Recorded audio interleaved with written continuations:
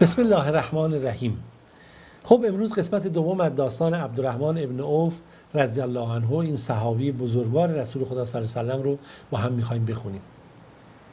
اگر به یاد داشته باشید گفتیم به اونجا رسیدیم که در جنگ تبوک یا اون غزوه تبوک که جنگ خیلی حساسی بود و اون زمان معروف به جیش الاسره شد در برابر رومی ها، شرایط خیلی حساس، و گفتیم تبوک هم شهری بود که اون موقع بین رومی ها و سرزمین حجاز بود که در تصرف رومی ها بود. شرایط بسیار حساس بود، یعنی واقعا هوا گرم، تجهیزات مسلمانان کم، خیلی از مسلمانان بخاطر دارایی نداشتن، امکانات نداشتن بتونن در اون جنگ شرکت کنن، گریه می‌کردن چون نیاز بود، راه طولانی بود سفر، سال هم سال خوشسالی. پیامبر یارانش خواست، گفت هر کسی بالاخره هر چقدر میتونه در راه خدا بده که خداوند این رو بی پاداش نخواهد داد. باید این سپاه خدا امروز حمایت بشه و یاری بشه. گفتیم ببینید عبدالرحمن ابن عوف چه کرد. قبل از همه، در جلوی همه، عبدالرحمن ابن عوف آورد، میگن 200 اوقیه طلا. 200 اوقیه طلا که اون واحد طلایی که به حساب می اومد، حالا اون حجم طلا رو آورد اونجا تقدیم کرد. خب عمر میدونست این تمام دارایی عبدالرحمن ابن عوف هست. یه دفعه عمر رو پیامبر خدا صلی الله علیه و سلم کرد، گفت بابا عبدالرحمن ابن عوف اینجا گناه مرتکب شده رسول الله، هر چی داشته آورده برای خانواده‌اش، هیچ چی نذاشته. خب اینا همه هم برای جنگ میرفتن، اینجوری نبود که اینا رو بدن خودشون جنگ نرن، خودشون هم در جهاد میرفتن. پیامبر خدا صلی الله علیه و سلم رو کرد، خب 200 اوقیه طلا آوردی؟ گفتش که آیا تو برای خانواده‌ت هم چیزی عبدالرحمن گذاشتی؟ گفت بله یا رسول الله، من برای خانواده خودم چیزی بهتر و پاکتر از اون چیزی که آوردم اینجا گذاشتم. گفت چقدر گذاشتی؟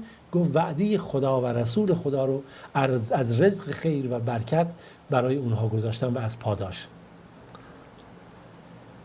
فقط در یک نگاه به این صحنه ها توجه بکنید تا ببینید این شخصیت های برگزیده چگونه هستند.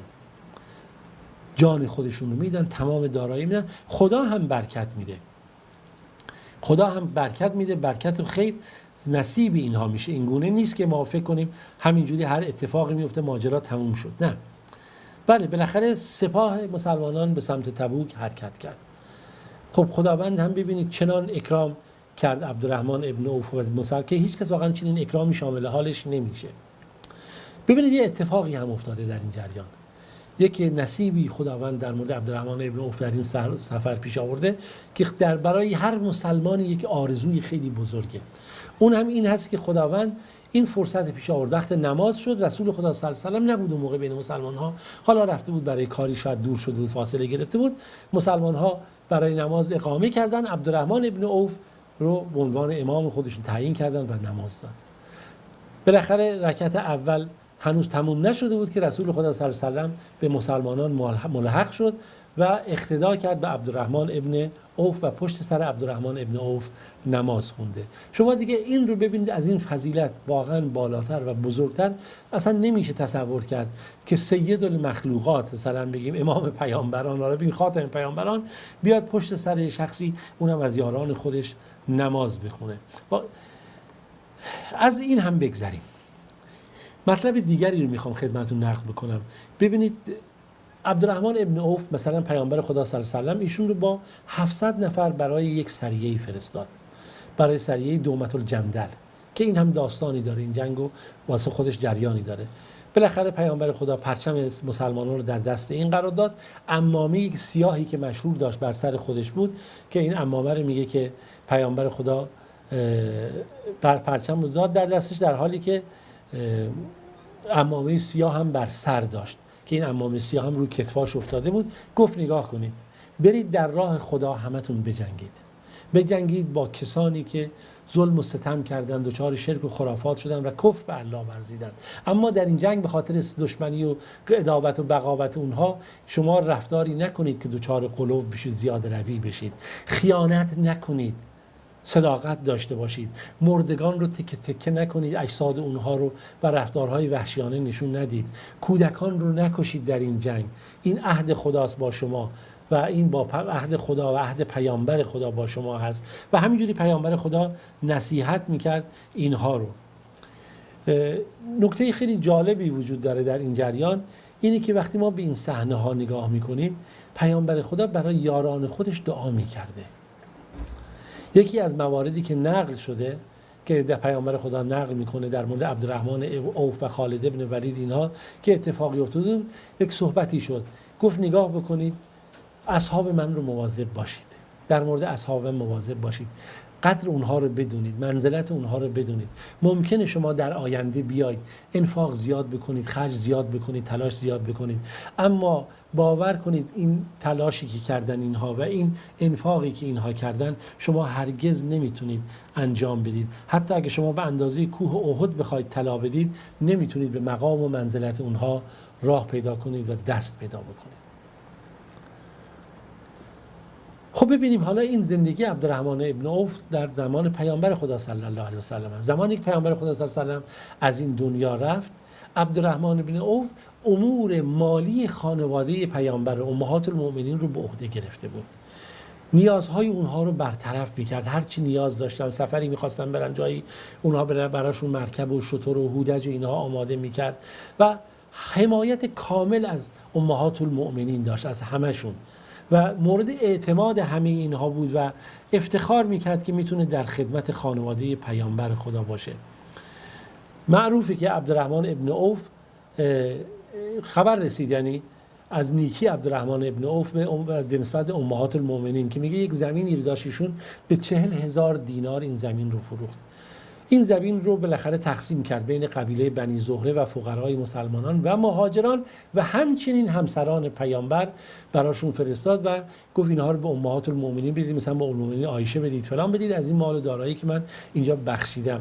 بعد ام المؤمنین عایشه گفت اینها رو کی فرستاده؟ مثلا خب از اون مقداری که مثلا ایشون سهمیه براش فرستاده بود، گفتن که عبدالرحمن ابن عوف این رو فرستاده. ایشون گفت رسول خدا صلی الله علیه و سلم گفت که عبدالرحمن جزو کسانی هست که ایستاده به بهشت نمیره. یک حالتی رو نقل کرد که مثلا گویا که مثلا به خاطر خب مال دارایی که شاید زیاد داره یک کمی با تأنی مثلا میره. صبح مطلبی که از ام المؤمنین عایشه نقل میکنه، میگه وقتی که این سخن ام المؤمنین عایشه به عبدالرحمن ابن عوف رسید، ایشون گفت نه من انشالله اینقدر انفاق خواهم کرد که با تأنی و تأخر وارد نشم. و واقعا ایشون از ثروتمندترین اصحابی پیامبر بودن، از توانمندترین افراد بودن. خداوند در دارایی تجارتیشون چنان برکتی قرار داده بود که حد و حصر نداشت. وقتی کاروانهای تجاری و مواد غذایی ایشون یک کاروان میومد میدید یک کاروان دیگه داره میره، و تجارت ایشون که خب شامل آرد و روغن و غذا و ظروف اینها بود، اصلا یک رونق خاصی در اون منطقه ایجاد کرده بود و میشه گفت شرایط رو به گونه‌ای قرار داده بود که اصلا همه تعجب میکردن که چه ثروت دارایی خداوند به ایشون نصیب کرده. مثلا یک نقل شده در یک جریان کاروان میومد که 700 تا شتر مثلا داشتن این اموال و دارایی و این تجارت ایشون رو جابجا میکردن. میگه که این خیلی چیز عجیبی بود، کل نیازهای مردم رو این تحت پوشش خودش قرار داده بود. میگه وقتی که این 700 تا شتر داشتن وارد شهر میشدن، مدینه میومدن، این زمین مدینه این صدا 700 تا شتر می صدای ایجاد کرده بود. و وقتی که صحبت حضرت عایشه به ایشون رسید که اینجوری حضرت عایشه گفت من همه اینا رو در راه خدا میدم، همه اینا رو در راه خدا میدم که تا خداوند انشالله عبدالرحمن ابن عوف رو بره به بهشت برسه و مورد رحمت الهی قرار بگیره.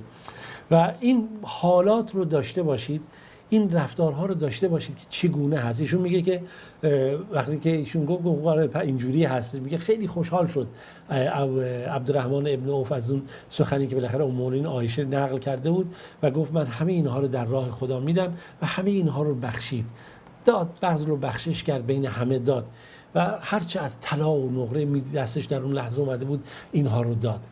مسلمان ها مثلا یک جنگ میخواستن برن، ایشون 500 اسب مثلا برای اون جهاد فرستاد. جای دیگه نقل شده که 1500 مرکب دیگه باز فرستاد در یک جهاد دیگه برای مسلمانان. و نکته خیلی عجیبی هم هست، حتی زمانی که وفات ایشون رسیده بود خداوند اینقدر به این دارایی داده بود که ایشون گفت به هر یکی از اصحاب بدر از این دارایی من 400,000 دینار طلا بدید. یک دارایی عجیبی خداوند به ایشون داده بود که اصلا از حد و حصر محاسبات امروزی خیلی بیشتر بود. به امهات المؤمنین وصیت کرد از داراییش بدن. همینجوری حضرت عایشه که گفت خدا کنه انشالله از ماء سلسبیل به ایشون خداوند بده در اون دنیا که اینقدر این بذل و بخشش کرده. این صحنه ها رو داشته باشید، اینا قصه نیست، یک واقعیت هایی که ببینید چه اتفاقی میفته. حتی با این همه بذل و بخشش کرد، میگه داراییاش به حدی بود که یعنی طلاها رو تکه تکه های بزرگ میومدن قطعه میکردن بین ورثاش میذاشتن و همه اینها به برکت دعای رسول خدا صلی الله علیه و سلم بود که نصیب ایشون شده بود و ایشون واقعا میتونست این کار رو بکنه. یه نکته‌ای که در زندگیشون هست این که ایشون با این همه دارایی و ثروت اصلا هیچ تفاوتی بین ایشون و مردم نمیتونستی ببینی. حالاتشون خیلی عجیب بود. میگن یه روزی ایشون خب روزه بود، براشون غذا آوردن، یه دفعه غذاها رو که وقتی آوردن ایشون به غذا نگاه کرد، گفت دوستان ما رفتن، مصعب ابن عمیر رفت در حالی که از من عبدالرحمن ابن عوف بهتر بود، اما اون حتی کفن نداشت درست کفن بشه، سرش میپوشوندن پاهاش برهنه بود، پاهاش میپوشوندن سرش برهنه بود. من میترسم به خاطر این نعمت و ثروتی که خدا به ما داده، خدای نکرده ما از خیلی چیزها بی بهره بشیم. میگن شروع کرد زد زیر گریه و صداش بلند شده، مثلا حتی دیگه من نمیخوام غذا بخورم، نمیتونست دیگه غذا بخوره، گفت آفتام، دست از غذا کشید.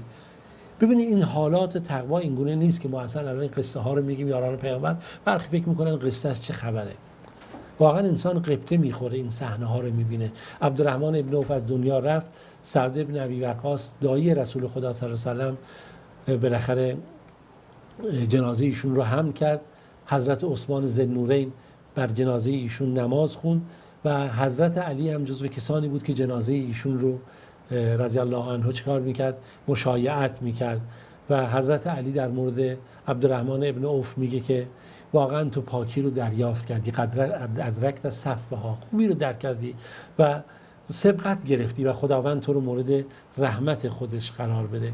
خب این هم داستان عبدالرحمن ابن عوف، البته گفتم مختصر در حدی که فقط به درد جوانان و نوجوانان بخوره. البته هیچ کدوم از ماها از این داستان ها بی‌نیاز نیستیم، بار بار باید بخونیم در خاطرات خودمون و بتونیم ان شاءالله تأثیر مثبت رو از این داستان ها در زندگی خودمون پدید بیاریم. تا روز دیگه و داستان دیگه از یاران پیامبر، شما عزیزان رو به خدای بزرگ میسپارم.